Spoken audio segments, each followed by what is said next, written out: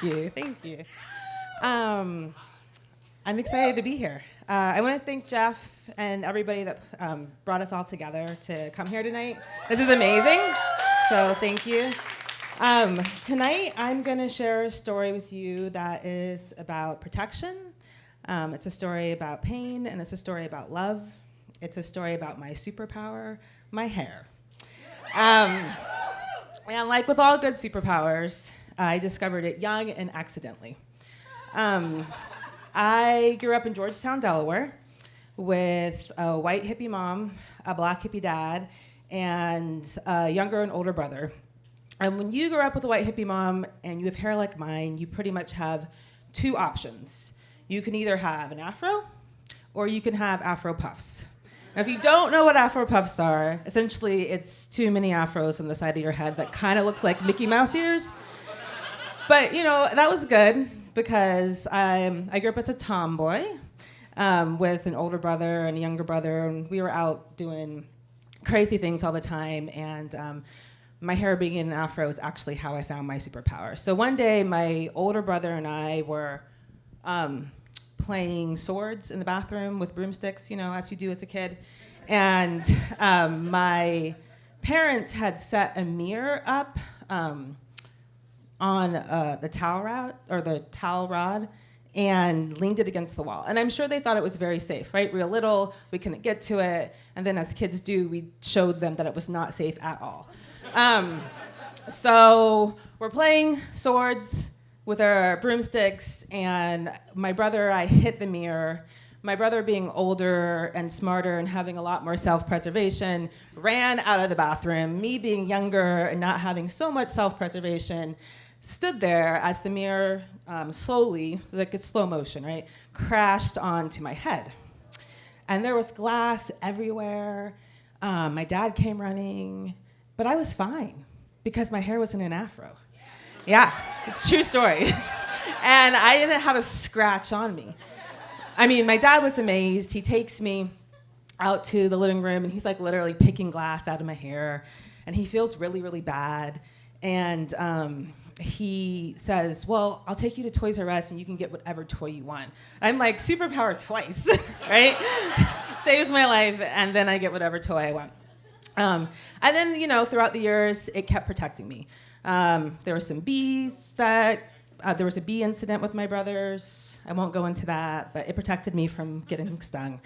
And then you fast forward 12 years, and my parents get divorced, and we moved to Olympia, Washington. And I am in a new school, in a new classroom, and all of a sudden, no one looks like me. I'm the only black girl in my school, or in my class. And my superpower, my afro, starts to feel like it's a little bit more of a liability. I don't look like anybody. I don't look like the people in the media. My hair is not the same, and I want to fit in. So I go to my mom, and I tell her, I want to go get a haircut. And she's like, okay. So she loads me and my brothers up into the car, and we drive to a salon. And I thought it was a really fancy salon. Looking back, I'm pretty sure it was a Supercuts, but I was 12. I had never been to a salon. I thought it was amazing. So we go in, and there's this white stylist guy, and he gives me a book. And in the book, he's like, you can pick out any haircut you want. And all of the people in the book were white. They had straight hair. But I figure, you know, I'm 12 years old. What do I know? I'm like, oh, he's going to make my hair straight and make it look like however I want. So I pick out this haircut of that's a straight bob and big bangs. So this is like the end of the 80s, early 90s, you know, like the 3-foot bangs, right? I was very excited. I was like, okay, this is going to happen. So I get put in the chair, and he washes my hair, and he cuts my hair, and he does the thing where he turns you around so you can't see anything. And then he turns me back around, and I look in the mirror, and my hair is an afro. And I was devastated, right? This is not what I came in there with an afro. I didn't want to leave with an afro. My brothers, remember my brothers were there, they thought it was hilarious, as brothers will do. So I went home, but I'm resilient. I'm a resilient 12-year-old, and I'm like, okay, well, if he doesn't know what to do with my hair, I'll figure out what to do with my hair. So I pull the afro back, and I pull out the front part where there would be bangs, and I cut it. And I make a little afro puff bang thing going on, so I was like, I can have bangs. And I was very meticulous about keeping this afro puff, right, as my bangs. I would shape it, and I would cut the sides to make sure it was really defined.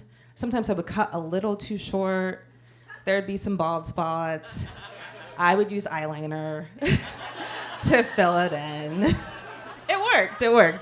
But then, in 8th grade, one of my friends came up to me, and she was like, Sita, why don't you just grow your hair out and pull it all back? And the bangs are kind of going out of style, and I'm like, great, that's a good idea. I'll do that.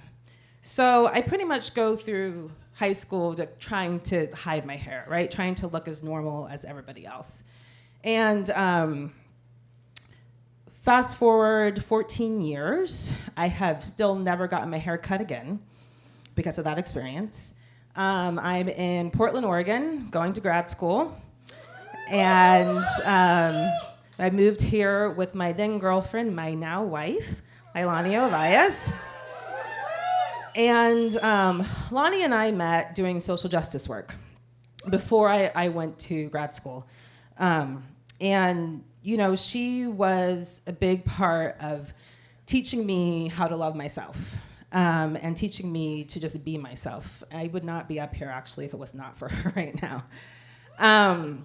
And so I'm in grad school, and I'm in a class again where I'm the only black girl, Portland, Oregon, right, in Chinese medical school. Not a big surprise. But things have changed, right? I've got this loving partner at the time, and I'm feeling like I want to express myself. My superpower is whispering to me, I want to come out again. So I go to a salon one day after school, and I cut off most of my hair. I cut it really short into a pixie cut, and I cut away all the pain, and I cut away all the shame, and I cut away all the hurt of not being able to show who I really am. And I go back to school the next day, and I get a mixed response. Some people are like, oh, that's super cute. Some people are like, why in the world would you cut all your hair off? Some people are like, oh, it's a weird time of year to get your hair cut, which I thought was a weird comment. But what was really clear to me is that me coming into my power made some people uncomfortable, right? Me being able to just be who I am. I think for women in the Black community in particular, or in the Black community in particular, hair has always been so much more than just about style. It's been about resilience. It's been about resistance.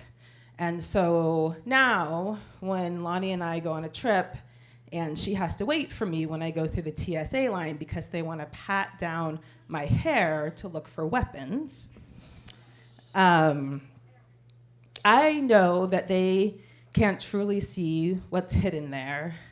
I know that they cannot truly see what's laid plain before their eyes, that my hair curls upward, sprouts its roots to touch the sky, that its locks weave stories that are blind to the wandering eye, that its waves bring me messages from my ancestors' lips to keep my head held high.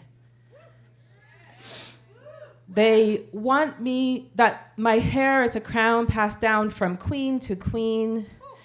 Its DNA forever made stronger by those who want to weaken it. That they want me to hide.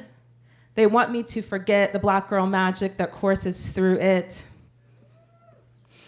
It tells its own story when I cannot speak. It picks me up and keeps on bouncing when I'm feeling weak.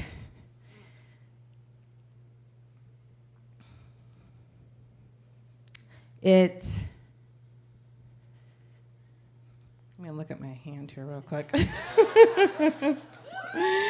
It whispers in my mind's eye that this superpower will never again hide. Instead, it will stand and shout, "Still I rise, still I rise, still I rise." Thank you.